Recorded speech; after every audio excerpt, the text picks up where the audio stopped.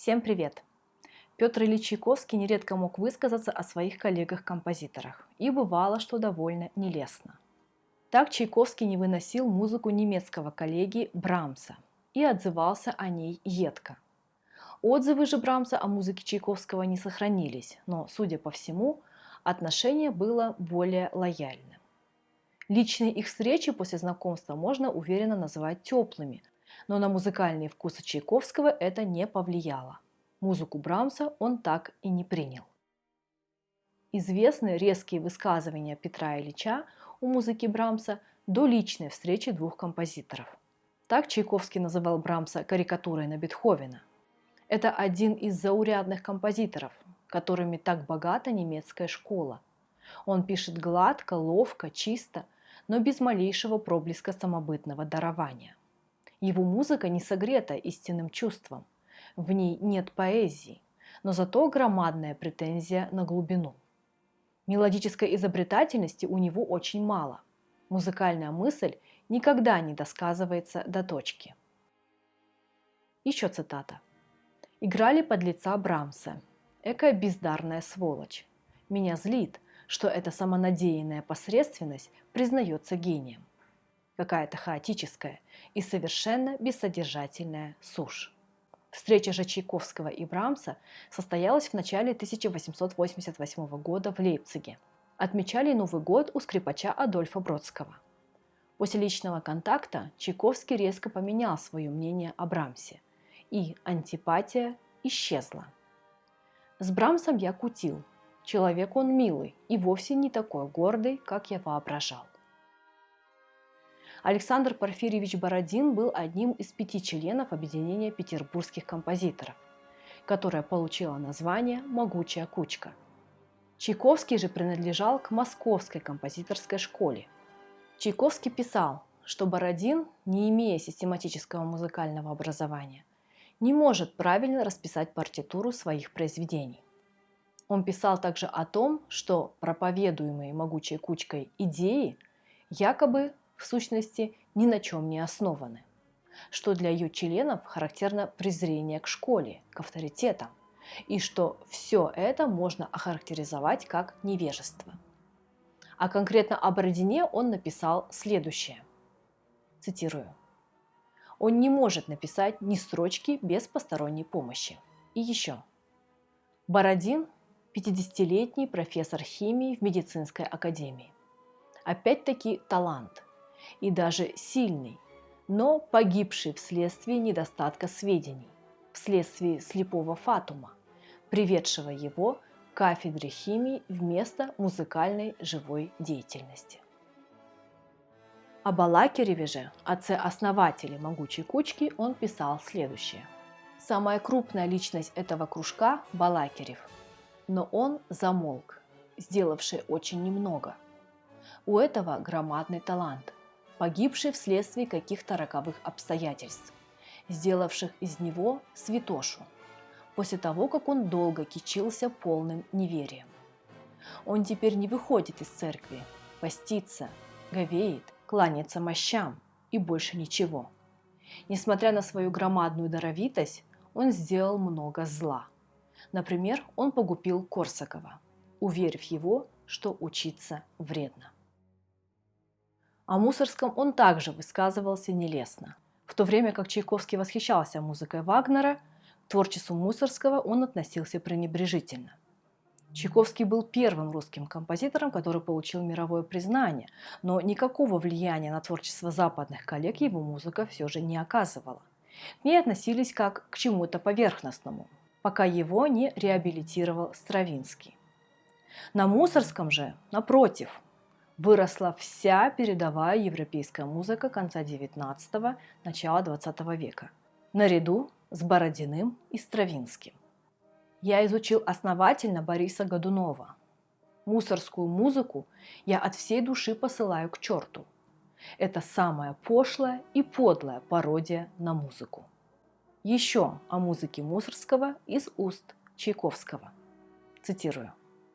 «Ночь на Лысой горе Мусорского. Самое отвратительное из всего, что мы когда-либо слышали. Оргия уродства, настоящая мерзость. Надеемся никогда не услышать ее вновь. Мысли Чайковского о Бетховене остались в исторической памяти на тех страницах дневника 1886 года, где он подчеркивает свое неполное расположение к творчеству великого музыканта. Цитирую. «Я боюсь Бетховена, как боятся большой и страшной собаки». В целом для Чайковского погружение в иную духовную стилистическую сферу было нелегким делом. Видимо, поэтому он записал, например, что просто ненавидит сочинения Бетховена последнего периода. Небольшая заметка Чайковского о Вагнере, написанная им в 1891 году для Нью-Йоркской газеты, дает оценку Чайковского и является обобщением многочисленных высказываний композитора о Вагнере. Итак, вот что в этой заметке. Цитирую. «Меня просят высказать для читателей Morning Journal мое мнение о Вагнере. Я это сделаю со всей прямотой и откровенностью, но должен предупредить их, что вижу в этом вопросе две стороны. Первое. Вагнер и положение, которое он занимает среди композиторов XIX столетия. И второе. Вагнеризм. Можно сразу увидеть, что, восхищаясь композитором, я питаю мало симпатии к тому, что является культом вагнеровских теорий. Как композитор, Вагнер, несомненно, одна из самых замечательных личностей во второй половине этого столетия. И его влияние на музыку огромно.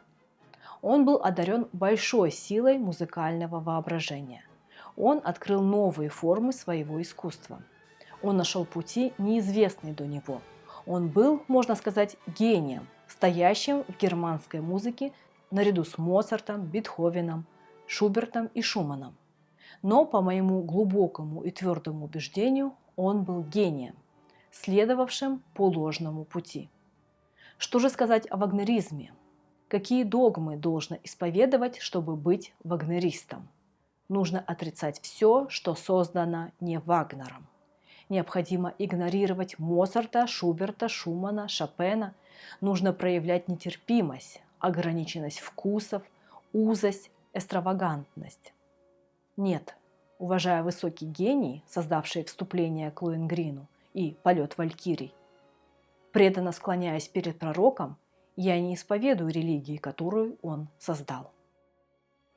Кратко есть цитата вне этой заметки Чайковского о Вагнере. Цитирую. «В сущности, Вагнер не может нравиться русскому человеку. Ненавижу вагнеризм как принцип и не могу победить отвращение к последней манере Вагнера». В одном из очерков он также писал, цитирую, «Как бы ни относиться к титаническому труду Вагнера, но никто не может отрицать великости выполненной им задачи и силы духа, подвигшие его довести свой труд до конца и привести в исполнение одно из громаднейших планов, когда-либо зарождавшихся в голове человека». Тем не менее, во многих своих статьях Чайковский критиковал Вагнера за монотонность речитативов и отсутствие мелодических арий, хоров и ансамблей. Утверждал, что Вагнер не был оперным композитором, а в письме к Надежде фон Мек подчеркивал, цитирую, что Вагнер, как личность, возбуждает во мне чувство антипатии. Однако наряду с этим Петр Ильич считал его великим симфонистом. Он не только продолжал интересоваться музыкой Вагнера, но изучал ее по выписываемым им партитурам композитора. Николай Андреевич Римский-Корсаков писал о Чайковском в летописи моей жизни следующее, цитирую. Он рассказал, что сочиняет оркестровую фантазию на шекспировскую бурю. При этом говорил, что, изображая море, он до некоторой степени намерен держаться как образца вагнеровского вступления к Золотому Рейну. И это, в частности, свидетельствует о том, что, в отличие от Брамса, он считал возможным у Вагнера втихаря учиться. О Бахе вкратце Чайковский говорил так. «Бах велик, но скучен». Но этому отношению есть некое объяснение. В юности Чайковский находился под влиянием преподавателя пения итальянца Луиджи Пиччиоли. сущность музыкального вероисповедания которого, как он говорил, цитирую, сводилась к полному отрицанию всякой музыки вне музыки Россини, Беллини, Доницетти и Верди. Так, по словам Модеста Ильича Чайковского, к концу 1860-х годов будущий композитор еще не имел понятия о Бахе, Генделе, Шумане, плохо знал Бетховена и Мендельсона. Лишь в консерватории, в частности благодаря урокам органиста Штиля, он приобщился к творчеству Баха. Но орган увлек его ненадолго. Ларош писал об этом следующее, цитирую.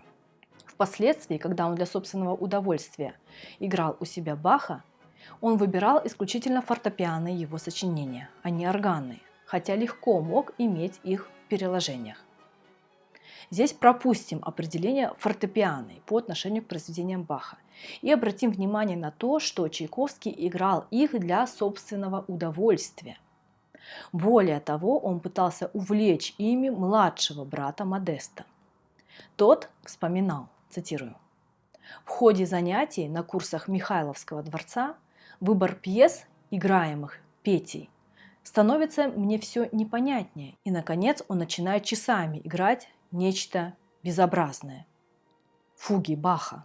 Напрасно старался он заинтересовать меня ими, советуя следить, как повторяется первая тема.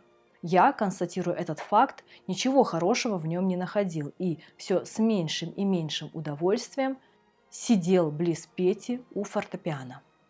Мне было горько не понимать, что понимает он, и чувствовать, что есть область, в которой мы будем всегда чужды». В рецензии на концерт Ганса фон Бюлова, одного из крупнейших пианистов того времени, Чайковский пишет, цитирую, «Я весьма рад, что наша публика приняла артиста с тем же радушием, которое этот артист встречает везде, где появляется на концертной эстраде, и терпеливо выслушала длинную хроматическую фантазию Баха, в которой роскошная фантазия старого мастера тщетно борется с условными приемами тогдашней композиторской рутины». Ну, весьма двусмысленная похвала, так скажем. Близкий друг Чайковского Ларош свидетельствовал о Чайковском следующее, цитирую, «Царство Баха между всеми музыкальными странами было для него одно из самых чуждых». Сам же композитор в дневнике подробно излагает свои музыкальные пристрастия и предубеждения и пишет, цитирую, «Баха я охотно играю, ибо играть хорошую фугу всегда занятно, но не признаю в нем, как это делают иные, великого гения. Гендель имеет для меня совсем четырехстепенное значение, и в нем я даже занятности не нахожу». На сегодня у меня все. Спасибо, что посмотрели. Ставьте лайк, если информация оказалась для вас полезной и интересной. Подписывайтесь на мой канал. Всем пока!